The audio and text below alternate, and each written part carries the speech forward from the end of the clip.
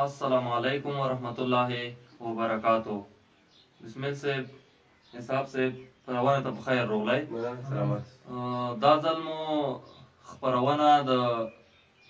فکر جوړونې لپاره برابره کړې ده. په فکر به غږېږو په ټولنه کې څوک دي چې په فکري لحاظ ښکته دي، کومې لارې دي چې د فکري جوړونې لپاره به کارېږي. فکر له علم سره تړاو لري او داسې ځینې نورې پوښتنې به ځوابوو. دلته زمونږ او تاسو په دې ټولنه کې ډېری شیان یا ډېرې کړنې مونږ او تاسې کوو، خو هغه له دې وجې کوو چې له عقیدې سره کوم اړخ نه لګوي. یوازې زمونږ او تاسو په رواجي ډول منلي دي، په دا د فکر د ټیټوالي له امله همداسې کړلی کېږي. بسمل صاحب یوه ډېره مشهوره خبره هم ده، زه دا خبره ډېره کوم چې په کومه ټولنه کې چې عقیده له تفکر بره لاړه شي، په همغه ټولنه کې خرافات رامنځته کېږي. دا دا معنی چې یعنې مونږ او تاسو دین یا عقیده پلو، خو داسې څه پکې منو چې هغه د منلو نه وي. لکه مونږ خپل فکر پکې کوو نه چې دا د ټولنې د ځان د انسان لپاره ګټور دي او که په زیان دي، خو کوو یې. په همدې شیانو به بحث کوو. بسمل صاحب له تا به یې راپیلوو، د فکر په اړه څه شته هغه به سلامت اوسئ. فکر د یوې ټولنې په جوړښت کې رغنده رول لوبوي. البته داسې فکر چې هغه په رښتیا سره د ټولنې د مدنیت لپاره وکړلی شي. قرآن کریم کې هم الله تعالی ډېر وخت د آیتونو پر د آیتونو موضوع یا د آیتونو په پای کې افلا تعقلون افلا تتفکرون لفظ کارولی، یعنې د دې لپاره چې په ډېرو موضوعاتو کې فکر روان ته ډېر ضرورت دی، تر څو په خپل فکر سره د مدنیت یوه لاره خپله کړو. دلته زموږ په ټولنه کې تا مخکې هم یادونه وکړې چې وایو به چې آیا تفکر د علم سره یا د فکري جوړښت د علم سره څه تړاو لري او که نه. زه فکر کوم چې مستقیم تړاو نه لري، ځکه ډېری داسې خلک ما ولیدل چې لیسانس و ان ماسټرۍ تر حدودو یې درس ویلی و، خو په فکري لحاظ به کمزوري وو، یعنې دودیز پاله به وو، کوم منل شوي رواجونه چې دي هماغه ته تسلیم شوی دی، شوي بو. یعنې داسې یو فکر به یې نه لرلو چې هغه د ټولنې په مدنیت کې رول ولوبوي، د خلکو دغه فکر سترګې ور روښانه کړي. نو که ووایو چې د علم سره تړاو لري، نو دې ځای کې دا خبره ردېږي. بل داسې خلک ما ولیدل چې هغه بې علمه وو، خو دا چې مثلا سفرونه یې کړي وو، تللي وو، یو څوک یې لیدلي وو، یو خارجي ټولنه یې لیدلې وه، د نورو چاپېریال اغېز پرې کړی وو. دوی ډېر ښه فکرونه لرل د ټولنې د پرمختګ لپاره، په ډېر مسایل یې نه منل، رواجونو ته یې په بده سترګه کتل، فکرا جوړ وو. که څه هم علم یې نه درلود، که څه هم په خط لیکلو هم او لوستلو هم نه پوهېدل، مګر فکرا جوړ وو. زه فکر کوم چې دا فکري جوړښت به په چاپېریال پورې اغېزه لري. دا چې زموږ ټولنې په مجموع کې د پښتني ټولنې چاپېریال داسې دودپاله چاپېریال دی، او زموږ سرلاري چې کوم دي هغه هم لکه په مذهبي ډول هم هغه کومې قاعدې چې بې بنسټه دي او په ټولنیز ډول هم هغه یې منلي دي، هغه هم د هغوی فکر هم نه دی جوړ او نشي کولی چې زموږ ځوان نسل ته هم د فکر جوړونې زمینه سازي وکړي. یعنې هغه څوک چې په نننۍ ټولنه کې د دې مسؤلیت ور غاړه دی، هغه که له عقیدوي اړخه د منبر غږ دی، هغه که د ځینو اداراتو غږونه دي. مثلا مونږ او تاسو تر اوسه پورې په ښوونځیو کې هم دا خبرې کړلی کېږي چې له درس هاخوا په نورو موضوعاتو په ټولګي کې مه غږېږئ. نو کله به کولی شو چې یو چا فکر جوړ کړو. مثلا په ټولګي کې مونږ ته زده کوونکو یا ښوونکي ته ویلی کېږي چې ته به له دې موضوعاتو هاخوا له کتاب نه بهر نه غږېږې. مثلا ته به په وطن نه غږېږې چې دا د روان حالات دي، ته به په سیاست نه غږېږې، ته به په نورو مذهبي اړخونو کې نه غږېږې، ته به په نمبر نه لګېږي په دې شیانو به ته نه غږېږي. نو کله چې یو زده کوونکی له 12 ټولګي فارغېږي هغه به په ټولنه کې څه رقم رول ولوبولی شي؟ نه شي لوبولی، ځکه هغه خبر شوی نه دی. همداسې پوهنتون ته ځي، پوهنتون کې استاد بیا نشي پرې غږېدلی ځکه هغې د دندې ته ګواښ کېږي. نو یو څوک د 1400 کالو خوارۍ وروسته ټولنې ته وړاندې کېږي، خو نه د فکر برابر شو او نه دای کولی شي چې د نورو خلکو لپاره فکر ور جوړ کړي. نو بسمل صاحب مننه. بیا به هم راځو وصاف صاحب به په دې اړه لنډې خبرې ووایي، څنګه به وکولی شو چې په داسې یوه دودپاله ټولنه کې د دې شیانو مخه ونیسو. مننه جلال صاحب. مخکې د خپرونې په پیل کې موضوع روښانه شوه، مثلا فکر ولې وران دی دلته، څه ډول کولی شو چې فکر جوړ کړو. زه له خپله نظره داسې وایم چې په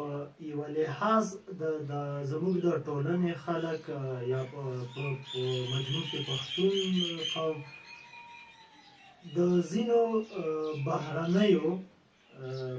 کړیو لخوا فکرا داسې روزل شوي دي چې دوی باید وران فکر ولري. که چیرې دې طرف ته نور غږېږو بیا له موضوع خارجېږو. یو علت دا او بل علت دا دی چې دلته خودخواهي ده په خلکو کې. مثلا تر ډیره په پښتون قوم کې مثلا زه، مثلا ته، یا مثلا قومي مشر، مثلا یو بل سرلاری په عقیدوي لحاظ، په دیني لحاظ، تر ډیره په دا فکر لرو چې زه باید منلی شوی وم. نو کله چې ځان په چا منو نو په دې ټولنه کې باید فکرونه ټیټ وي، محدود وي. موږ ځان په هغه چا منلی شو چې فکر له موږ نه ټیټ، او ولې په هغه چا منلی شو چې د دوی په ډول دودونه موږ هم ترسره کوو. یعنې که هغه ډول چې ټولنه روانه ده، که ته هم ځې ښه سړی او که نه تلې بیا ته نه یې. نو زه همدا علت ګڼم په د ټولنه کې. مثلا ډېرې ټولنې دي چې اوس پرمختللې دي، که چېرته تاریخ ته سر ورښکاره کړو همدغه رواجونه، همدغه په عقیدوي لحاظ بدې کړنې په دوی کې هم وي، خو اوس نه دي. اوس پرمختللې ټولنې دي، اوس فکراً جوړې ټولنې دي. خو ولې سره له دومره کاره، ولې سره له دومره وخته زموږ او ستاسو په ټولنه کې داسې د پام وړ بدلون راغلو؟ همدا علت دی چې دلته ځینې خلک، ځینې اشخاص نه غواړي چې بدلون راشي، نه غواړي چې بدلون راشي، نه غواړي چې فکر جوړ شي. که چېرته فکر جوړ شي نو هغه څوک چې سرلاري دي، هغه څوک چې غواړي ځان په بل چا ومني، د هغو ګټو ته زیان رسېږي. ځکه دلته د هغو ګټې خوندي دي، دلته دوی مطرح خلک دي، دلته د دوی شهرت د پښو لاندې کېږي، دلته دوی نه منل کېږي. نو یوه وجه، یو علت د فکر دورنۍ زه په خپله ټولنه کې همدا بولم. خو څنګه کولی شو چې له دې حالت نه راووځو؟ نو هغه څوک چې د یوه مسؤلیت په حیث یو چا ته مخاطب کېږي، مثلا په ټولګي کې، مثلا ښوونکی دی، مثلا په راډیو کې، مثلا په ټلویزیون کې، په منبر،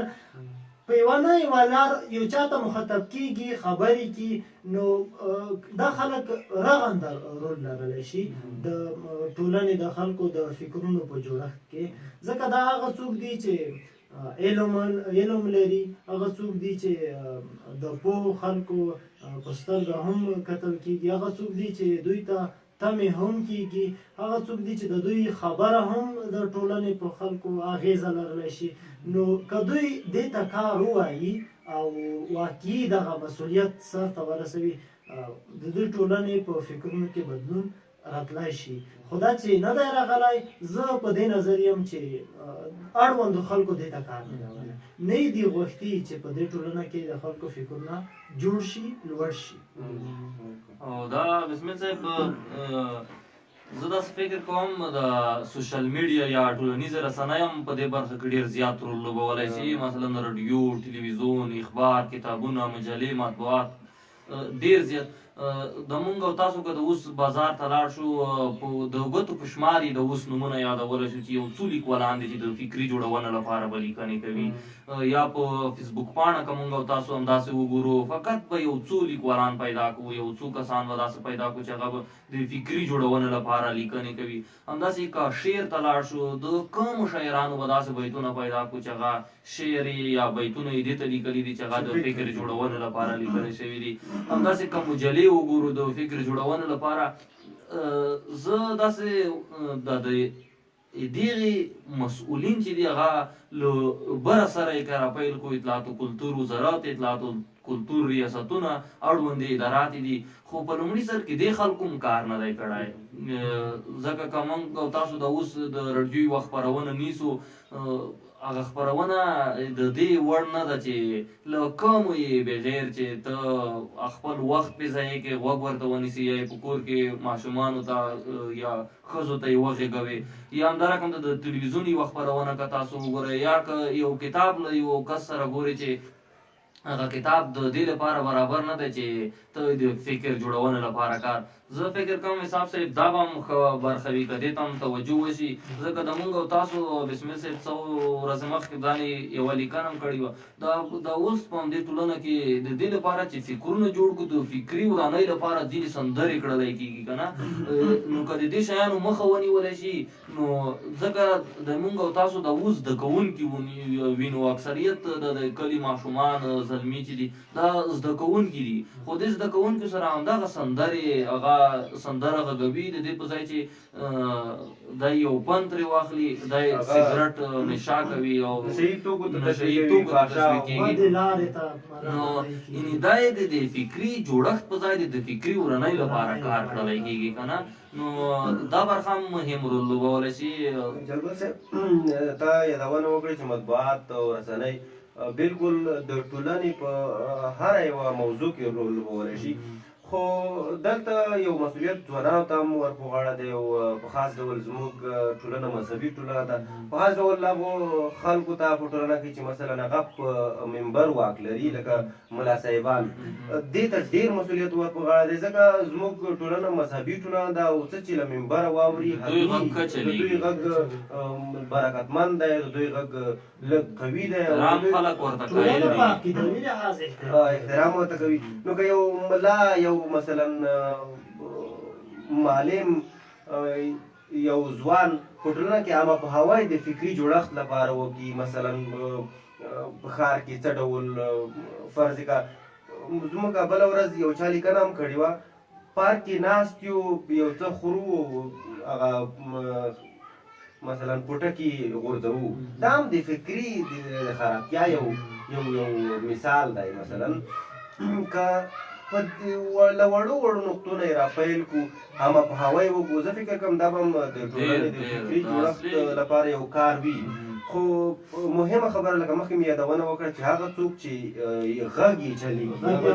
غږ یې اورېدل کېږي د هغې مسؤلیت ډېر دی د خوار ملا ځان به څوک واوري چې موږ دا خبره سمه ده بسمل صاحب چې همدا خلک دي چې غږ یې اورېدل کېږي خو دوی هم د ځینې خنډونو سره مخ دي یعنې موږ داسې هم نشو ویلی چې مثلا دوی دا کار نه کوي یا یې ولې نه کوي ځینې خنډونه دي چې دوی ورسره مخ دي مثلا ګواښ دی ګواښل کېږي د کوم اړخه مثلا دلته د ټولنه په هر لحاظ که فکر وکړو فقر وهلې ده دلته خلک وږي دي دلته خلک تږي دي موضوع دی همدا تا ګواښ یاد کړو زه فکر کوم په ټولنیزو موضوعاتو کې چې ته اصلاح راولې که هغه معلم وي که هغه مثلا یو ځوان وي که هغه یو رهبر وي که هغه ملا وي فکر نه کوم چې څوک دې ورته ګواښ وکړي یا دې ورته ووایي چې دا مه کوه نه بسمل صاحب ګواښ نه هدف دا نه و بسمل صاحب مثلا خبرې ته دې پرېنښودم مثلا دا په خپله یو ګواښ دی که نه چې مثلا دی وږی دی دی پیسو ته اړتیا لري دی یو څه لاسته راوړنو ته اړتیا لري خو ټولنې د ده په نیمګړتیاو فکر نه دی کړی که چېرته په داسې لاره د ټولنې ته تبلیغ وکړي نو ټولنه شاید د ده په خلاف هم راوچته شي ځکه چې دلته خو مثلا موږ او تاسو چې کوم خپرونې کوو یا نور په فیسبوک څه خپروو ډېر خلک په خپله ټولنه کې وینو چې په خلاف هم خبرې کوي که نه برعکس هم موږ یو څه وینو همدا ګواښ دی د دوی دپاره دوی بله خبره حساب صاحب دا ده که ته د خپلې ټولنې غم در سره دی دا ټولنه د فکري فکر نه راباسې نو ته به ګواښ منې ته به قرباني ورکوې د ټولنې لپاره دا مسؤلیت ته چې په دې وپوهېدې چې دا ټولنه په فکري لحاظ خواره ده او ته په دې پوهېږې چې دا یې لاره ده نو که ته قرباني نه ورکوې نو ستا او د هغې فکري خوار توپیر نشته بلکې په تا بهتر هم دی ځکه هغه خو پوهېږي نه ته خو پوهېږې قرباني به ورکوې تېرو دورو ته د دې منځنیو پېړیو ته که مونږ او تاسو لاړ شو هغلته هم زمونږ او تاسو نه ښکته ټولنه وه داسې ونه شول چې په لسو ورځو کې دا مکمل بدلونونه منځته راغلل او انسان سره منځته شو دا پرمختګونه یې وکړل نه هغې خلکو هم قربانۍ ورکړې همدا ډول ګواښونه موجود وو همدا ډول فکر وو دا تا چې یوه خبره وکړه چې فکر د فکري ټیټونې لپاره یوه خبره دا هم ډېره مهمه ده چې کومه ټولنه کې چې فکر دی هغه ټولنې خوارې دي هغه که په فکري لحاظ دي هغه که په عقیدوي لحاظ دي هغه په هر لحاظ دي فکري ټولنې خوارې دا خبره سمه ده جلبر صاحب خو یوه خبره زه دا کوم لکه تا یاده کړه چې مثلا یو څوک په خوست کې یا د سیمې په کچه موږ مختلفې رسنۍ لرو خو له هېچا نه پټه نه ده چې په لسو خپرونو کې یوه خپرونه د اورېدو وړ نه ده دا خلک چې په همدې رسنیو کې کار کوي له ما ورته ښه پوهېږي له ما ورته ډېر علم کړی دی او که چېرته همدې بحث ته دی کېنوي له ما ورته به ښې خبرې وکړي خو کوم خنډ دی ولې دی ولې په رسنۍ کې دی کار کوي او هغه ډول کار نه کوي چې په کار دی د خلکو فکري روښانتیا رامنځته شي ولې هغه ډول کار نه کوي دلته پوښتنه ده که نه دلته ګواښ دی دلته د ده ګټې دي دلته کومه بله خبره شته دلته تا په لومړي سر کې خبره وکړه چې د بهر نه یو څه تپلی کېږي دا خبره به شاید په ځینو بد هم ولګي خو په ډاګه به یې کوو چې